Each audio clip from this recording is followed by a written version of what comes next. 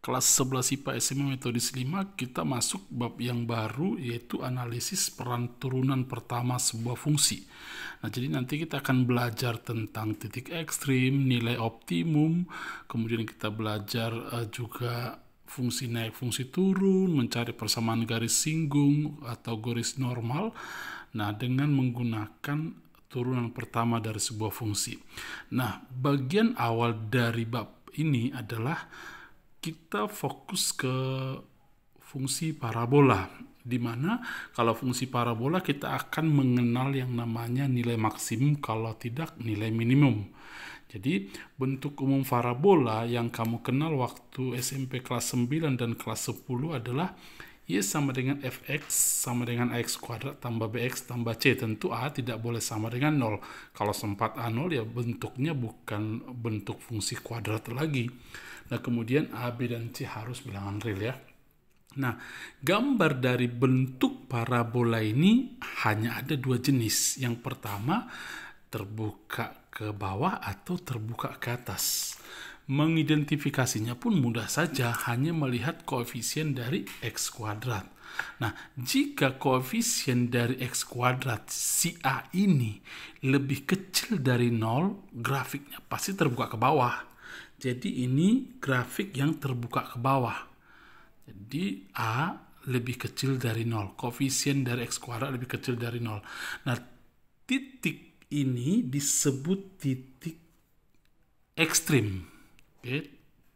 Atau boleh juga disebut titik stasioner. Oke. Nah, perhatikan dari sini dia naik, ini fungsinya naik, nilai fungsinya makin naik, kemudian di sini berbalik, berhenti dulu, makanya disebut titik stasioner, titik stasiun. Kemudian dia akan turun lagi. Oke. Nah, jadi ini disebut juga dengan titik puncak. Kita sebut X puncak, Y puncak. Atau istilah lainnya nanti ada titik stasioner, titik balik maksimum. Oke.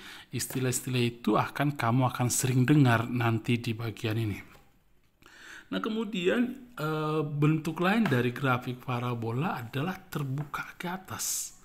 Mengidentifikasinya cukup juga dengan koefisien X kuadrat A. Jadi kalau dia terbuka ke atas, pasti A-nya lebih kecil dari 0. Nah, jadi dalam hal ini A lebih kecil dari 0 untuk jenis parabola seperti ini. Oke. Nah, kemudian ini juga disebut dengan titik puncak, meskipun ya sebenarnya yang puncak seperti ini, tetapi ini pun tetap disebut titik puncak. Nah, kita sebut X puncak, Y puncak ya. Nah, jadi nanti kalau kamu ada dengar istilah titik stasioner, kemudian kamu punya titik balik, jenis titik balik ada dua. Ini titik balik maksimum, ini titik balik minimum. Kemudian kamu istilahnya lagi titik puncak. Ya, jadi itu merujuk kepada titik ini atau titik begini, ya. Nah, jadi di titik inilah diperoleh nilai paling maksimum. Yang ini nilai ya, ini nilai, Y puncaknya nilai. Jadi Y itu ya nilai, ini nilai juga. Setiap X yang kita ambil ada sebuah nilainya. Nah, X puncak ini adalah pembuat maksimum. Ini pembuat minimum, X puncak yang di sini. Ini nilai minimumnya. Nah, kemudian dari gambar parabola ini kalau kita tarik garis, ini disebut sumbu simetri. Garis ini disebut sumbu simetri. Nama garis ini ya XP. Nah, X sama dengan XP disebut dengan persamaan sumbu simetri. Kenapa dibilang seperti itu? Karena garis ini membagi parabola menjadi dua bagian yang saling simetris, yang sama. Ini juga disebut persamaan sumbu simetri. Jadi di pasangan titik puncak ini, X sama dengan XP adalah persamaan sumbu simetri. Nah, seperti yang kita bilang tadi, kita akan fokus bagaimana penggunaan turunan pertama di dalam melihat nilai maksimum atau minimum dari sebuah kurva parabola. Sehingga detail dari parabola kamu harus buka lagi di kelas 9 bukunya atau di kelas 10, karena saya tidak akan menerangkan detail lagi tentang parabola itu.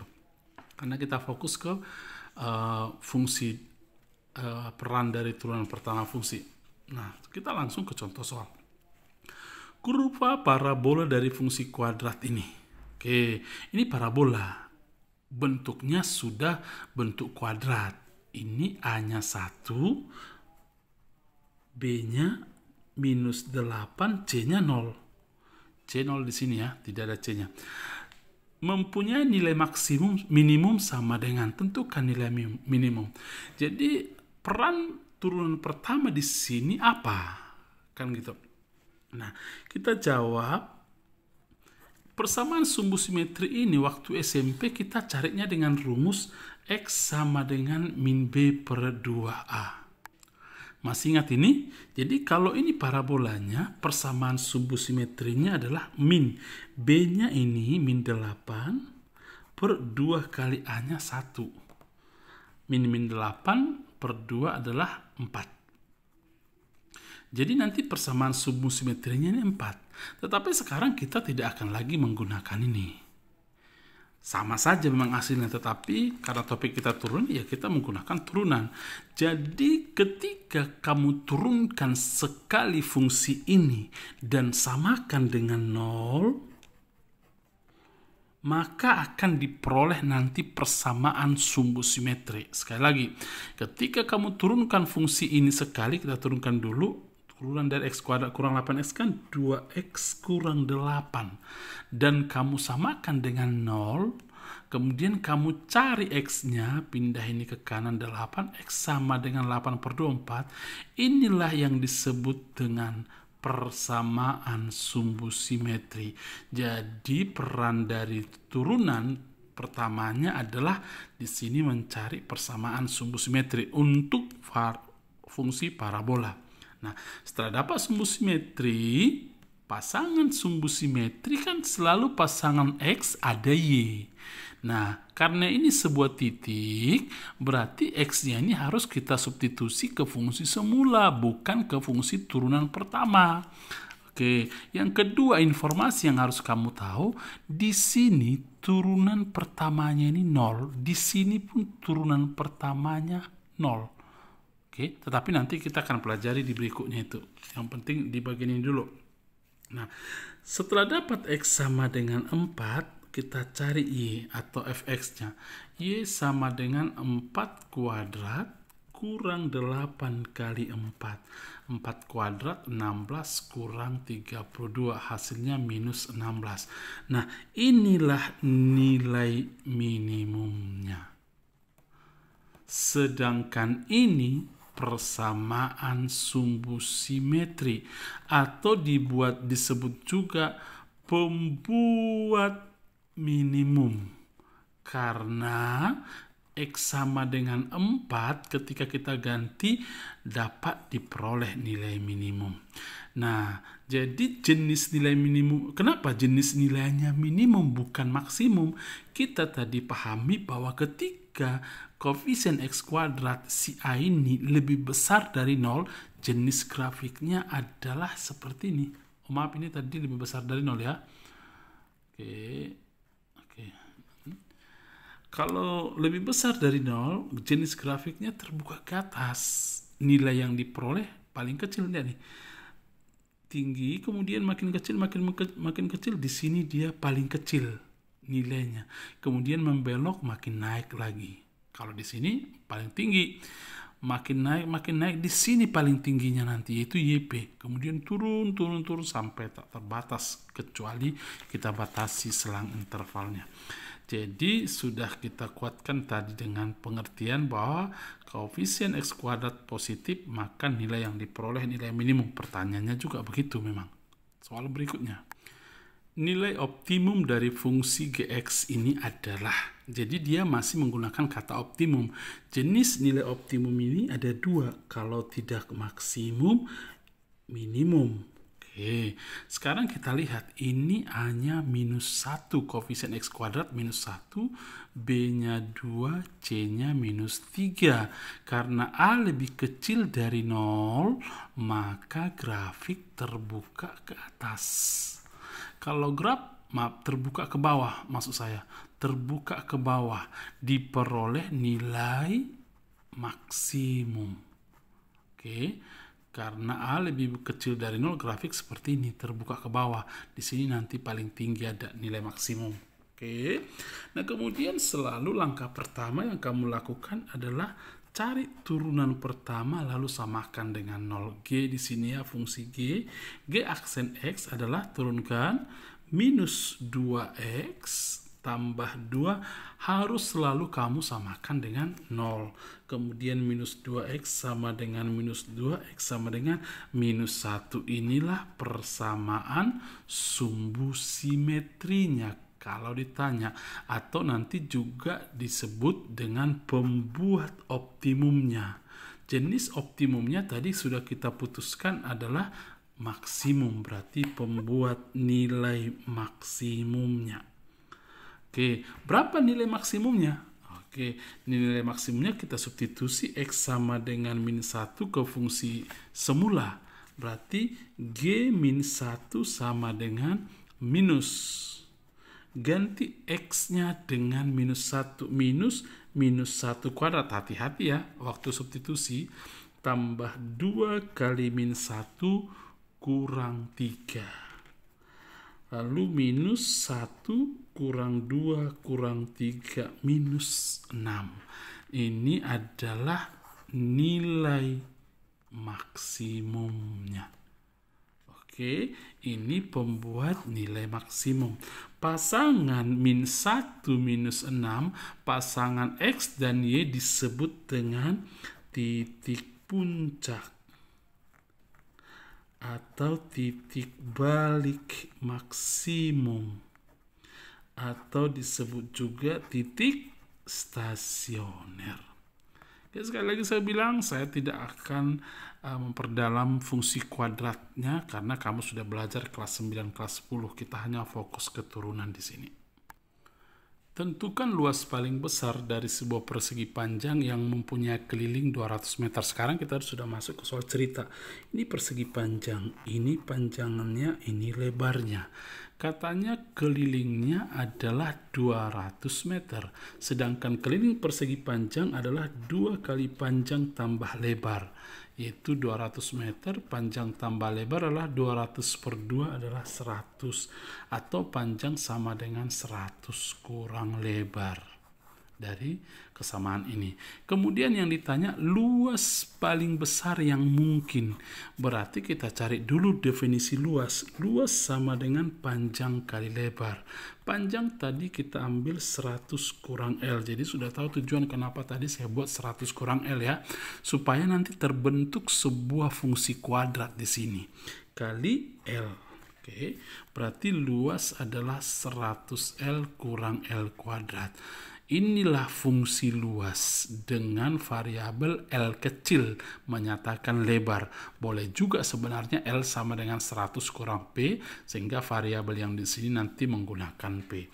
Supaya luas maksimum, jadi ada kata-kata maksimum nanti, minimum, berapa tinggi maksimum, berapa keuntungan maksimum, berapa biaya minimum.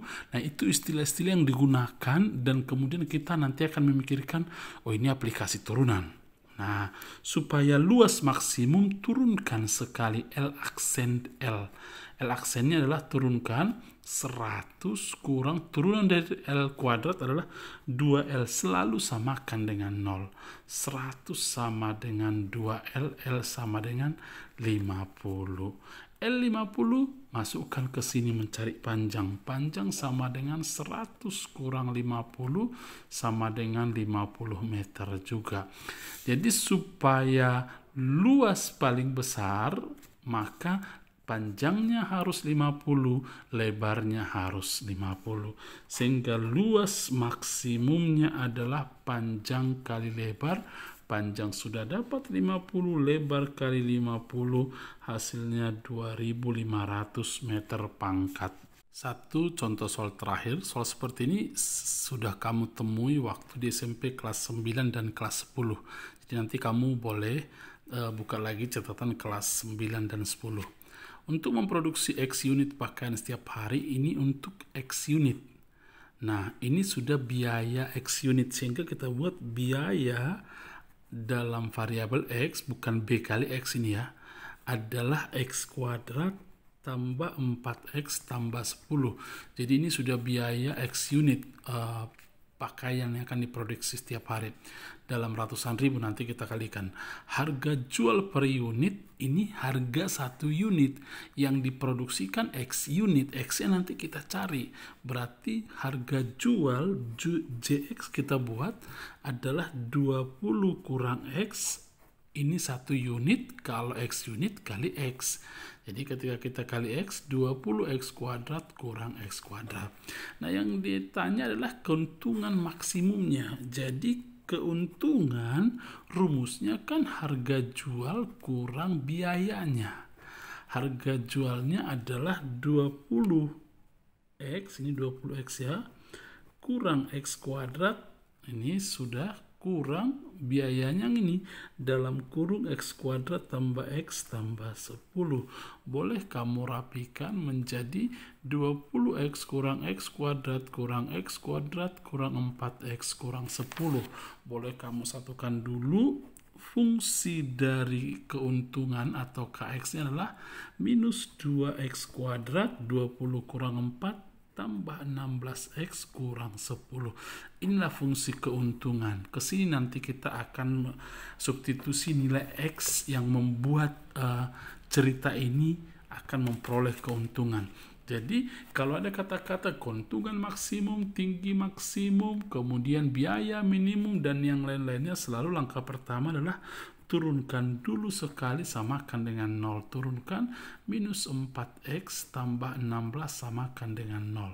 Minus 4X sama dengan minus 16X sama dengan 4. Jadi X sama dengan 4 ini yang merupakan sumbu simetri. Ini apa artinya? Supaya maksimum, maka banyak pakaian yang diproduksi harus ada 4 buah per hari harus diproduksi pakaian. Oke, berapa keuntungannya? Kita substitusi aja K4 ke fungsi keuntungan. Min 2 kali 4 kuadrat tambah 16 kali 4 kurang 10. 4 pangkat 2, 16 kali minus 2, minus 32 tambah 64 kurang 10.